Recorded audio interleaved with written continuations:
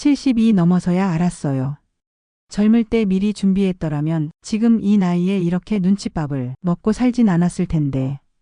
2025년 10월 새벽 5시 73 정순자 할머니는 파출부 일을 나가기 위해 몸을 일으킵니다. 무릎이 쑤시지만 참습니다. 일하지 않으면 월세 35만 원도 낼 수 없으니까요. 믿기 어려우시겠지만 이 할머니는 5년 전 10억 원의 재산을 가지고 있었습니다. 서울 아파트 8억 7천, 그리고 여주 땅 2억을 모두 자식에게 줬습니다. 그리고 받은 건 딱 하나였습니다. 엄마는 짐이야. 자식의 이 한마디였습니다. 할머니는 찬물로 대충 세수를 하고 낡은 파카를 입습니다. 서울 은평구의 작은 원룸. 보증금 500만 원에 월세 35만 원. 이게 할머니와 할아버지가 살아갈 전부입니다. 침대 옆 서랍장 위엔 가족 사진이 뒤집어져 있습니다. 볼 때마다 가슴이 아파서 더는 똑바로 놓지 못합니다. 평생 자식이 효도라 믿었습니다. 가진 걸 다 주는 게 사랑이라 생각했습니다. 그런데 그게 노후를 통째로 내어준 일이었다는 걸 이제야 깨달았습니다. 혹시 이 이야기를 듣는 분들 중에 자식에게 재산을 넘기려고 준비 중이신 분 있으신가요? 있다면 잠시만, 정말 잠시만 멈춰주세요. 제 이야기를 끝까지 들어보신 후에 결정하셔도 늦지 않습니다. 서울 은평구의 한 작은 원룸. 2025년 10월의 쌀쌀한 아침. 73세 정순자 할머니가 창밖을 내다보며 조용히 혼잣말을 합니다. 70이 넘어서야 알게 된 것들이 있다고. 젊을 때 미리 준비했더라면 지금 이 나이에 이렇게 밥을 먹고 살진 않았을 거라고. 할머니의 목소리엔 깊은 회한이 묻어 있습니다. 보증금 500만 원에 월세 35만 원짜리. 이 작은 방이 이제 할머니와 할아버지가 살아갈 전부입니다. 불과 5년 전만 해도 상상도 못했던 일이죠. 평생 자식이 효도라 믿었습니다. 가진 걸 다 주는 게 사랑이라 생각했는데 그게 노후를 내어준 일이었다는 걸 이제야 깨달았습니다. 침대 옆 낡은 서랍장 위엔 가족 사진이 놓여 있습니다. 아들, 며느리, 손녀가 환하게 웃고 있는 사진. 그때만 해도 모든 게 잘 될 거라 믿었습니다. 시간을 거슬러 2018년으로 돌아갑니다. 당시 66이었던 정순자 씨와 남편은 서울 노원구의 34평 아파트를 갖고 있었고 경기도 여주의 고향엔 2만 3천 평의 땅이 있었습니다. 평생 성실하게 살아온 부부의 전 재산이었죠. 부부는 은퇴 후 고향으로 내려가 농사나 지으며 살 계획을 세웠습니다. 이제는 자신들의 인생을 살 때라고 생각했죠. 아파트를 팔면 8억 5천만 원, 절반은 두 자식에게 나눠주고 나머지는 노후자금으로 쓸 생각이었습니다. 고향 땅에선 소박하게 농사 지으며 살면 충분할 거라 여겼습니다. 그런데 2019년 봄, 공장을 운영하던 아들에게 위기가 찾아왔습니다. 동업자가 돈을 떼먹고 도망가서 공장이 부도 직전까지 몰렸던 것입니다.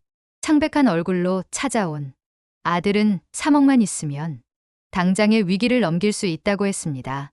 나중에 꼭 갚겠다는 약속과 함께 할머니와 할아버지는 고민 끝에 고향 땅 1만 평을 팔기로 했습니다.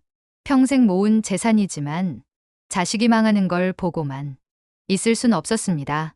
평당 15만 원씩 받아야 할 땅을 금매로 12만 원에 넘겼죠. 그때만 해도 일시적인 어려움이라 생각했습니다. 혹시 이 이야기를 들으시는 분들 중에도 비슷한 경험이 있으신가요? 자식을 위해 재산을 내어주고 나중에 후회하신 적은 없으신가요?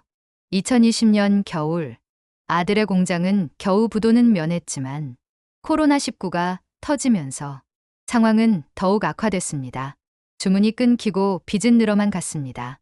아들은 점점 집에 들어오는 날이 줄어들었고 부모님께 연락하는 횟수도 뜸해졌습니다. 2021년 초 할아버지가 다니던 건설회사에서 정년퇴직을 했습니다. 퇴직금 8천만 원을 받았지만 아들은 은근히 그 돈마저 필요하다는 신호를 보냈습니다. 부부는 이제 정말로 고향에 내려가 조용히 살려고 했지만 아들은 계속해서 도움이 필요하다고 했습니다. 그해 여름 부부는 마침내 노원구 아파트를 매물로 내놓았습니다. 35년 동안 살았던 집이었습니다. 신혼 때부터 아이들을 키우고 손녀가 태어나던 날의 기억까지 모두 담긴 집. 2021년 8월 부동산 중개소에서 8억 7천만 원에 매수자가 나타났다는 연락이 왔습니다. 아파트를 판 날 가족들은 강남의 한 레스토랑에 모였습니다. 할머니는 조심스럽게 계획을 발표했습니다. 집 판 돈의 절반인 4억씩을 두 자식에게 나눠주고 나머지로 시골에서 여생을 보내겠다고 딸은 눈물을 글썽이며 감사를 표했지만 아들의 표정은 뭔가 복잡해 보였습니다. 식사가 끝날 무렵 아들이 충격적인 소식을 전했습니다. 21살 손녀 선영이가 미국 뉴욕의 디자인 스쿨에 합격했다는 것이었습니다. 학비가 연간 8천만 원, 4년이면 3억이 넘게 필요하다고 했습니다. 자신의 형편으로는 도저히 감당할 수 없으니 부모님이 도와주면 끝까지 모시겠다는 제안이었습니다. 그 순간 할머니는 마음 한구석에서 경고음이 울리는 것을 느꼈습니다. 하지만 손녀의 밝은 미래를 생각하니 거절할 수가 없었습니다. 결국 남은 재산마저 아들에게 맡기고 2021년 10월 성남시 분당구에 있는 아들의 45평 아파트로 짐을 옮겼습니다. 2022년 1월 손녀 선영이는 미국으로 떠났습니다.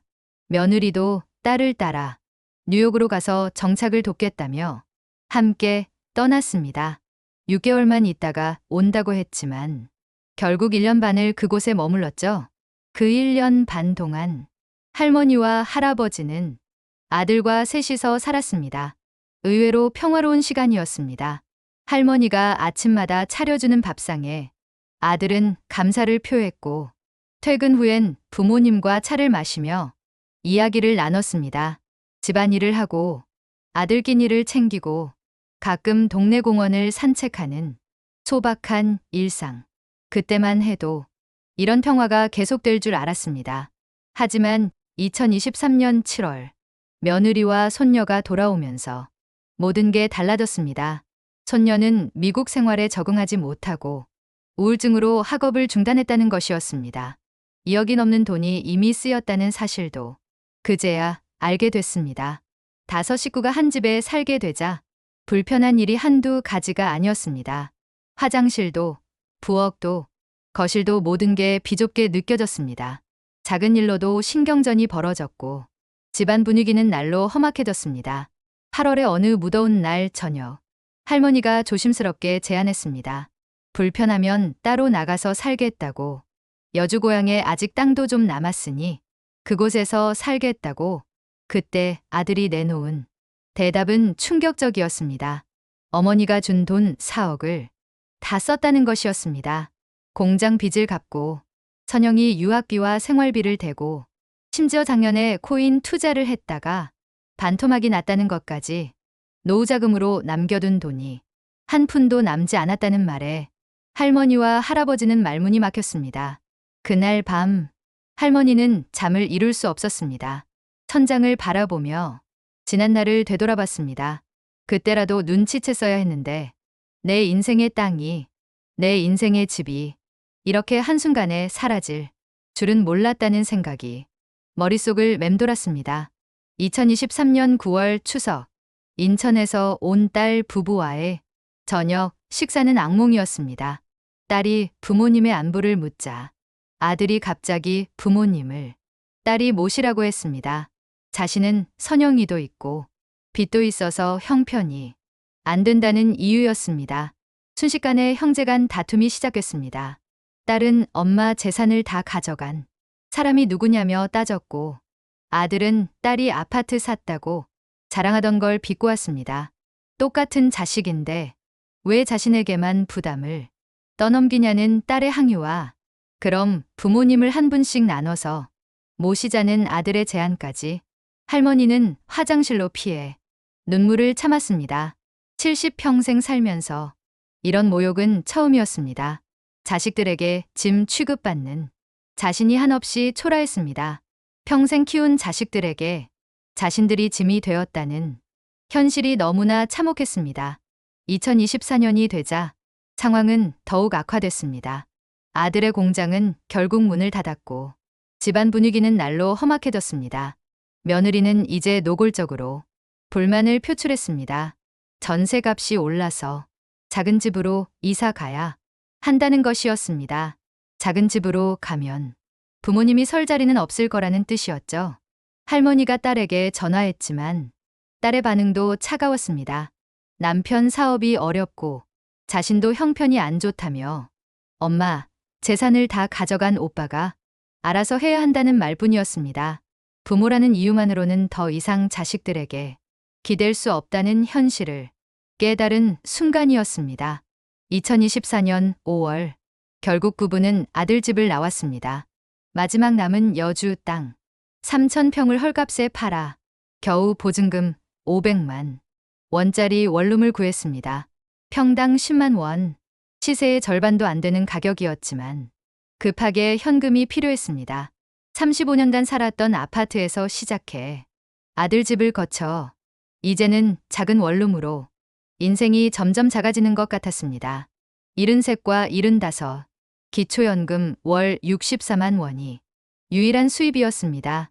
월세 35만 원을 내고 나면 29만 원 두 사람이 한 달을 살기엔 턱없이 부족했습니다. 할머니는 파출부 일을 시작했습니다. 하루 5시간, 시급 9,860원.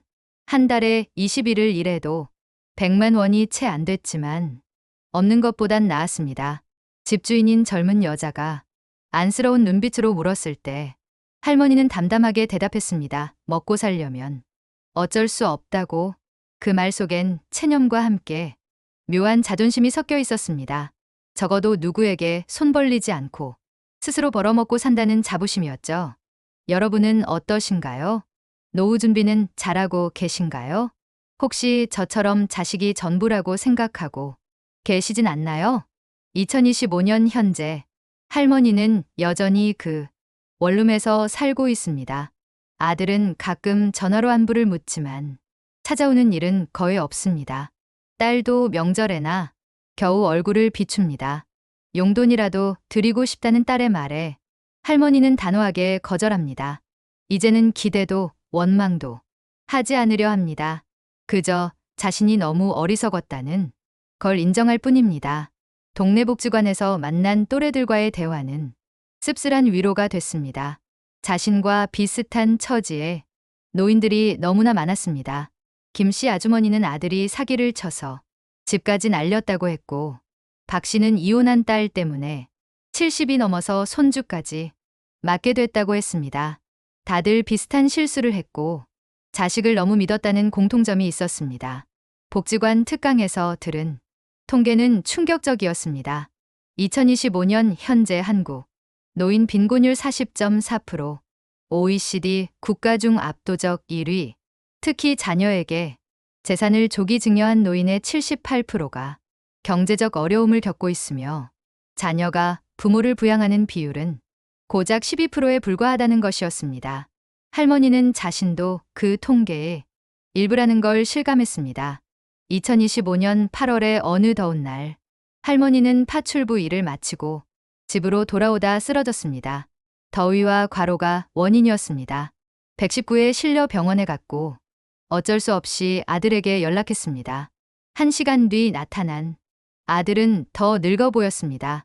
왜 이렇게 무리하냐는 아들의 물음에 할머니는 담담하게 대답했습니다. 먹고 살아야 하니까. 아들이 돌아간 뒤 할머니는 천장을 바라보며 생각했습니다. 내가 뭘 잘못한 걸까? 자식 사랑이 죄인가? 옆 침대의 할머니가 건넨 말이 가슴에 와 닿았습니다. 자식도 결국 남이라고. 피는 섞였지만 인생은 각자 사는 거라고. 부모도 자기 인생이 있고 자식도 자기 인생이 있는 거라고. 퇴원 후 할머니는 달라지기 시작했습니다. 더 이상 자식들에게 기대하지 않고 대신 자신을 위해 살기로 마음먹었습니다.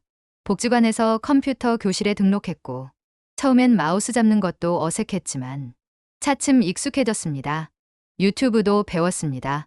요리 영상을 보며 새로운 반찬을 만들고 운동 영상을 따라하며 건강을 챙겼죠. 무엇보다 같은 처지의 노인들이 올린 영상을 보며 위로받았습니다. 70살의 새 인생이 시작됐다는 어떤 할아버지의 영상은 특히 인상적이었습니다. 자녀에게 배신당하고도 다시 일어선 사연이 할머니와 너무나 비슷했습니다. 포기하지 말라는 그 메시지가 할머니에게 용기를 주었습니다. 할머니는 매일 조금씩 변화했습니다. 아침 6시에 일어나 공원을 30분 걷고 집에 돌아와 유튜브를 보며 스트레칭을 했습니다. 건강이 마지막 재산이라는 걸 뼈저리게 느꼈기 때문입니다. 몸이 아프면 병원비도 감당할 수 없고 누구에게도 기댈 수 없다는 현실을 알았으니까요. 복지관 친구 영자 씨의 제안으로 시작한 김밥 가게. 아르바이트는 새로운 활력이 됐습니다. 주 3일, 하루 4시간 시급은 최저임금이었지만 일할 수 있다는 것만으로도 감사했습니다. 50년 주방 경력이 빛을 발했고 손님들의 칭찬에 오랜만에 자존감을 회복했습니다. 돈은 적어도 누군가에게 필요한 사람이 된 기분이었습니다. 2025년 9월 충격적인 뉴스를 봤습니다. 70대 노인이 전 재산을 자녀에게 증여한 후 고독사했다는 내용이었습니다. 시신 발견까지 한 달이 걸렸다는 기사를 읽으며 가슴이 철렁했습니다. 남 얘기 같지 않았습니다. 혹시 자신도 그렇게 될까봐 두려웠습니다. 그날부터 할머니는 일기를 쓰기 시작했습니다.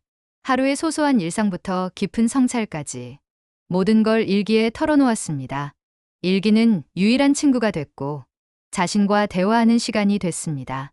오늘도 살아있음에 감사하다는 문장으로 시작하는 일기는 할머니의 마음을 다잡는 의식이 됐습니다.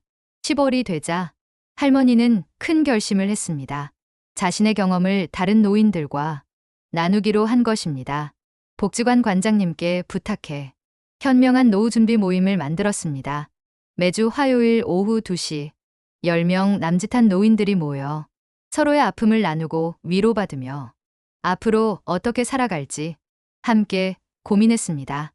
자식에게 모든 걸 줬다가 빈손이 된 사연들이 쏟아졌습니다.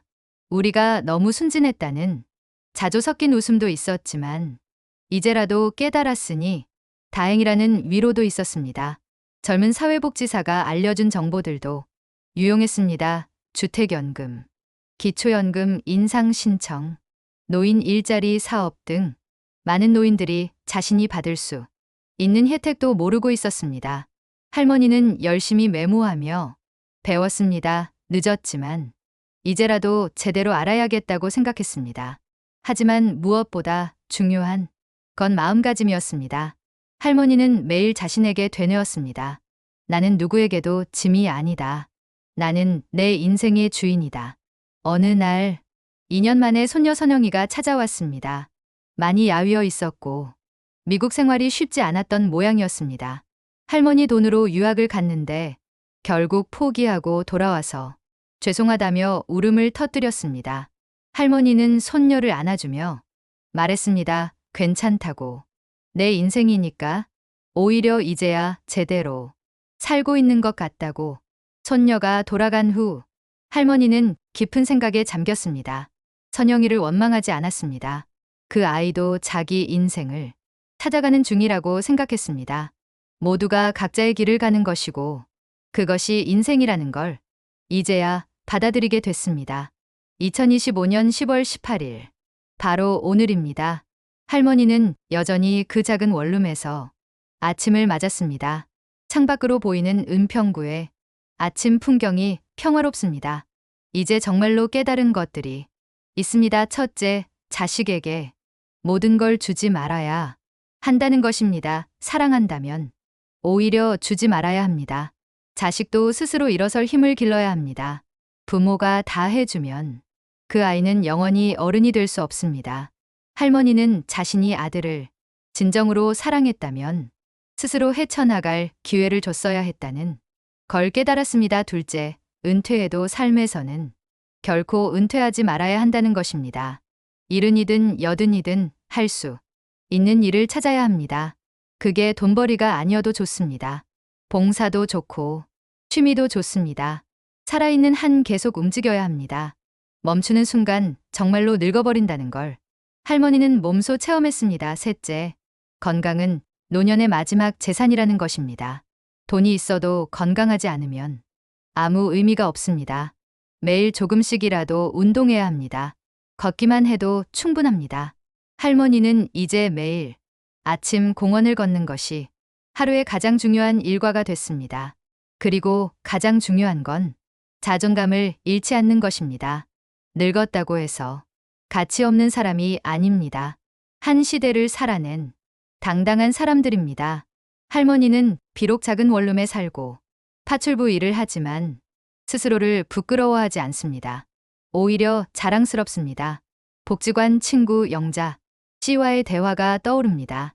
요즘 표정이 밝아졌다는 영자 씨의 말에 할머니도 동의했습니다.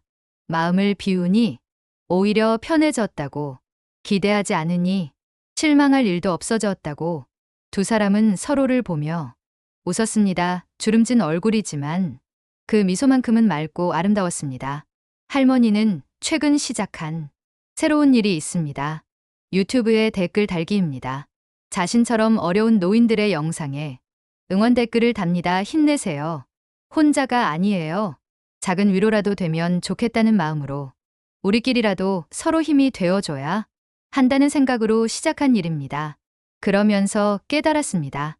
진짜 가족은 피로 연결된 사람들이 아니라 서로를 진심으로 아끼고 위로하는 사람들이라는 걸, 복지관에서 만난 친구들, 김밥 가게에서 만나는 손님들, 유튜브에서 댓글로 소통하는 사람들, 이들이 오히려 할머니의 진짜 가족이 됐습니다. 이 이야기가 누군가에게 도움이 됐으면 좋겠습니다. 같은 실수를 반복하지 않도록. 돈은 무기지만 노후엔 방패입니다. 이 방패를 함부로 내려놓으면 안 됩니다.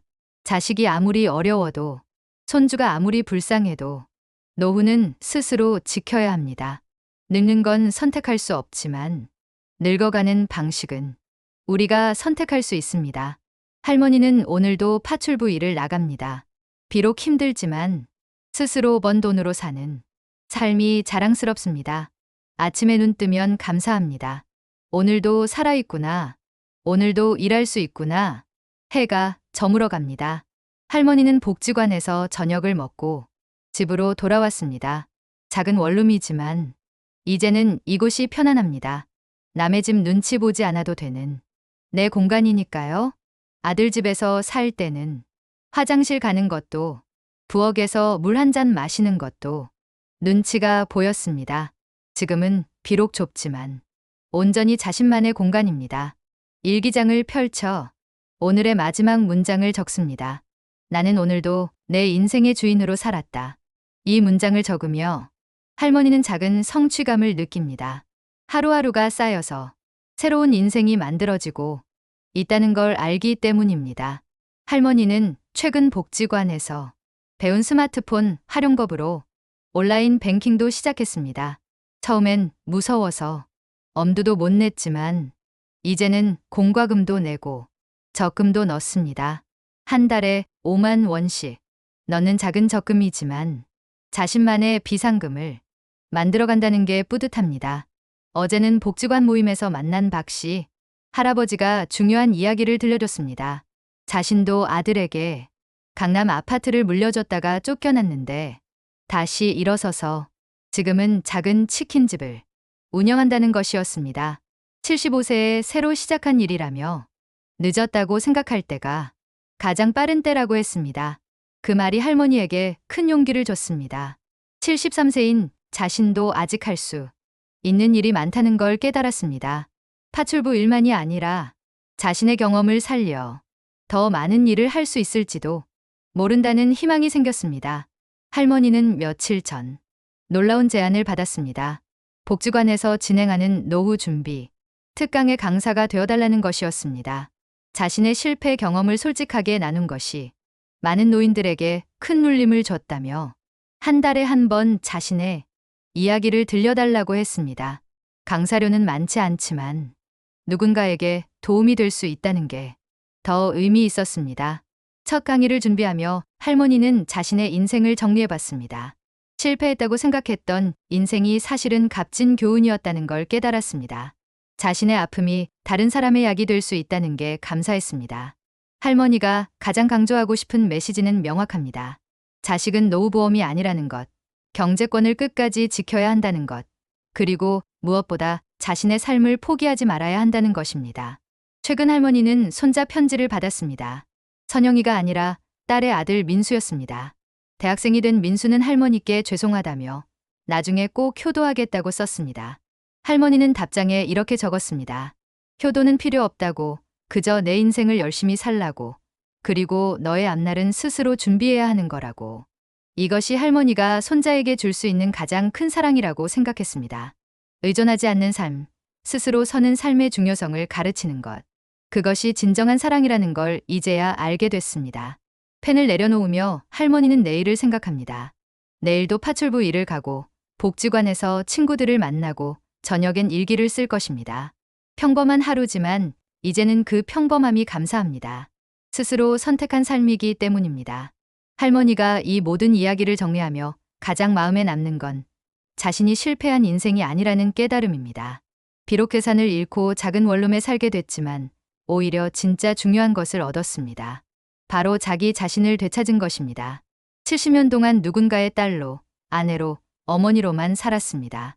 정순자라는 한 인간으로 산 적이 거의 없었습니다. 그런데 지금 73세가 되어서야 비로소 자신으로 살고 있습니다. 아이러니하게도 모든 걸 잃고 나서야 자신을 찾은 것입니다. 할머니는 요즘 작은 꿈이 생겼습니다. 80세까지 건강하게 일하며 살다가 마지막까지 누구에게도 폐 끼치지 않고 품위 있게 떠나는 것. 그리고 자신처럼 어려움을 겪는 노인들에게 계속해서 용기를 주는 것입니다. 복지관 강의는 이제 입소문이 나서 매번 자리가 꽉 찹니다. 할머니의 솔직한 고백과 실용적인 조언이 많은 노인들에게 희망을 주고 있습니다.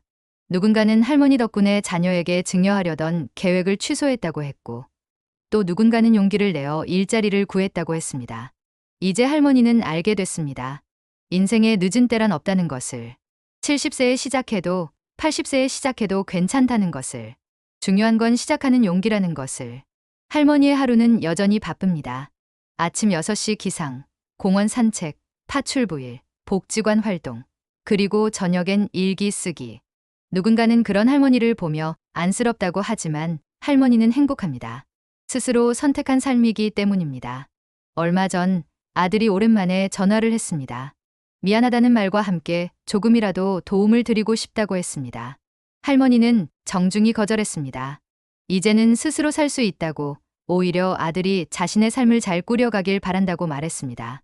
딸도 가끔 찾아와 걱정스러운 눈빛으로 바라보지만 할머니는 밝게 웃으며 괜찮다고 합니다. 진심으로 괜찮습니다. 오히려 지금이 인생에서 가장 자유로운 시간이라고 느낍니다. 할머니가 매일 쓰는 일기장은 이제 3권째입니다. 그 안엔 실패와 좌절, 그리고 다시 일어서는 과정이 고스란히 담겨 있습니다. 언젠가 이 일기가 누군가에게 도움이 될 수도 있다는 생각에 정성껏 기록하고 있습니다. 가장 최근 일기에 할머니는 이렇게 적었습니다. 오늘 김밥집에서 한 젊은 엄마가 물었다. 어머니, 노후 준비 어떻게 해야 하나요? 나는 망설임 없이 대답했다. 자식에게 기대지 마세요. 당신의 노후는 당신이 지키는 겁니다. 2025년 10월의 어느 저녁, 할머니는 작은 원룸 창가에 앉아 노을을 바라봅니다. 붉게 물든 하늘이 아름답습니다. 비록 가진 것은 없지만 마음은 평화롭습니다. 이제 할머니가 깨달은 진리는 단순합니다. 노후는 자식이 아니라 자신이 책임져야 한다는 것. 돈은 노년의 방패이자 존엄을 지키는 마지막 보루라는 것. 그리고 가장 중요한 건 죽는 날까지 자기 인생의 주인으로 살아야 한다는 것입니다. 할머니는 오늘도 감사하며 잠자리에 듭니다.